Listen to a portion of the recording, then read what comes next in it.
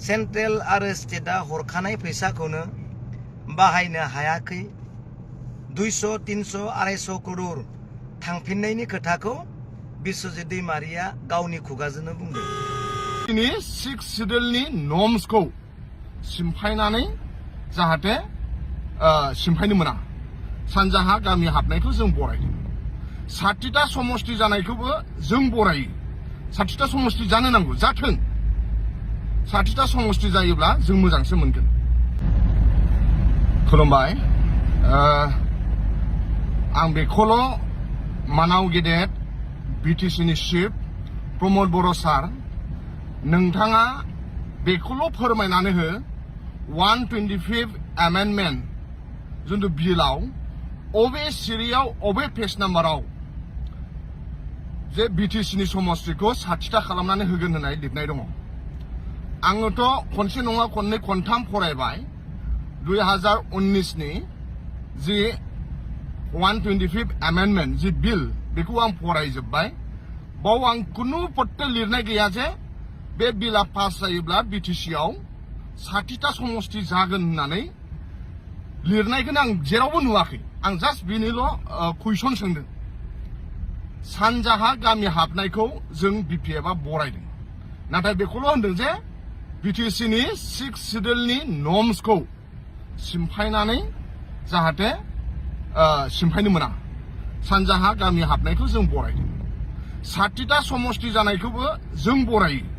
60टा समष्टि जानो नांगौ, जाथों। 60टा समष्टि जायोब्ला जों मोजांसो मोनगोन।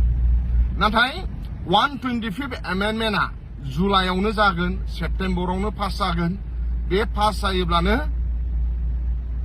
बिटिसिआव 60टा समष्टि जागोन होननानै मानाव गेदेर बिटिसिनि चिफ प्रमद बर' सार बिथाङा बिटिसिनि मोनफ्रोमबो इलेक्सन मिटिङाव फोसावनायनि सायावसो बिथाङा जे भुल बुंदों, बिथाङा जे गोरोन्थि बुंदों, बिथाङा मिन्थिनानैब्लाबो पलिटिकेल स्वार्थनि थाखाय बुंदों। दा आंनि कुइसना बेल', मानगोनां सार नोंथाङा जोंनो खिन्थानानै हो, नोंथाङा अबाव लेंहरो जों बावनो थांगोन। 125 एमेन्डमेन्ट जिथु बिलखौ बे कागज 75 पेजखौ लानानै आंबो थांगोन। सार नोंथाङा जोंनो देखाय नैबे पेजाव नैबे लिरनानै दं होननानै, अब्लानो जों मानिगोन। नाथाय बे खोथाखौबो जुदि लिरनाय गैयाब्ला सार नोंथाङाबो एक्सेप्ट खालाम पलिटिकेलि स्वार्थआव बिटिसिनि रायजो राजाखौ मिसा खोथा बुंदों होननानै सार नोंथाङाबो एक्सेप्ट खालाम। मानोना सैथोआ अराय सैथो।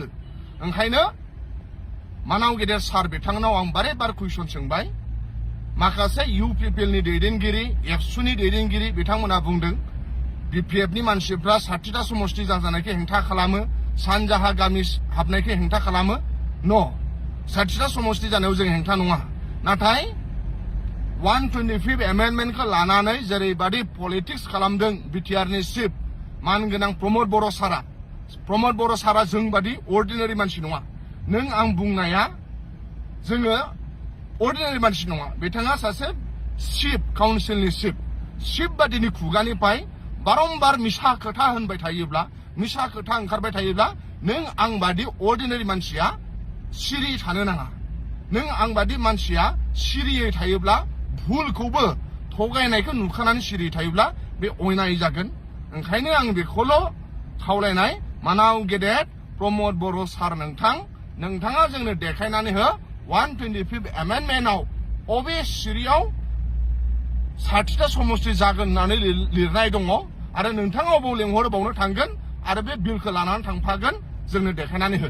बे आंनिफ्राय, जों सरासनस्रा मानसिनिफ्राय, आंनिफ्राय मानाव गेदेर प्रमद बर' सार बिथांनिसिम कुइसन थाबाय, सोंथि थाबाय। थेंक इउ, गोजोन्थों।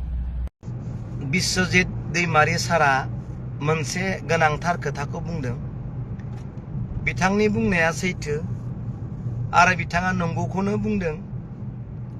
मानगोनां प्रमद बर' बिथांनि दैदेननाय सरकारा इयारलि बोसोरफ्रोमबो सेन्ट्रेल आरो स्टेटआ हरखानाय फैसाखौनो बाहायनो हायाखै 200, 300, 250 करोड़ थांफिननायनि खोथाखौ बिश्वजित दैमारिया गावनि खुगाजोंनो बुंदों। दिनै बिपिएफआ बुंब्ला दाय जायो, सोरबा पाब्लिकआ बुंब्ला दाय जायो, नाथाय गभर्नमेन्टजों थाफानाय सुप्रिम लिडार बिजेपिनिनो दैदेनगिरि बर' जाथिनि थाखाय खामानि मावनो थांनाय बिश्वजित दैमारि बिथाङानो दिनै बे खोथाखौ रायजोनि गेजेराव बुंथिनानै होदों।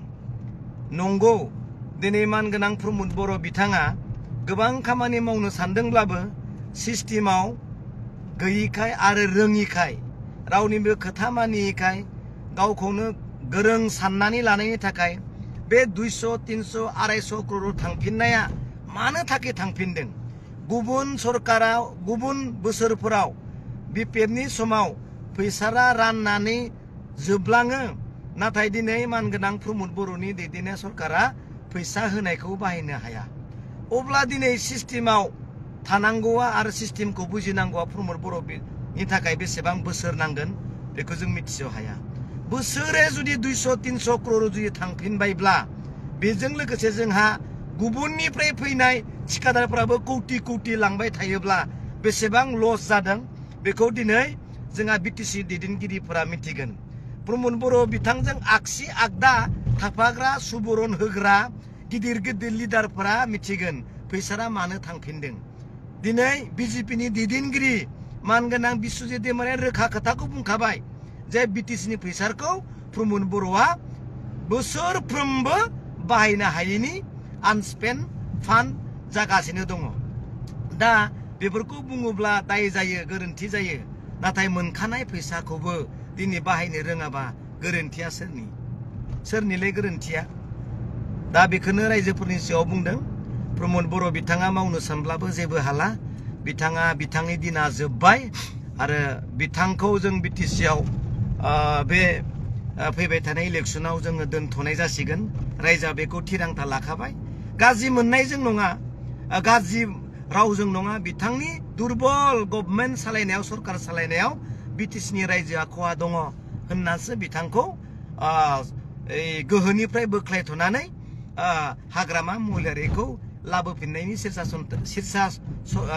सिन्था सरसाया दिनै थिग जानानै थाबाय। बेखौ जों दिनै मिथिगौ।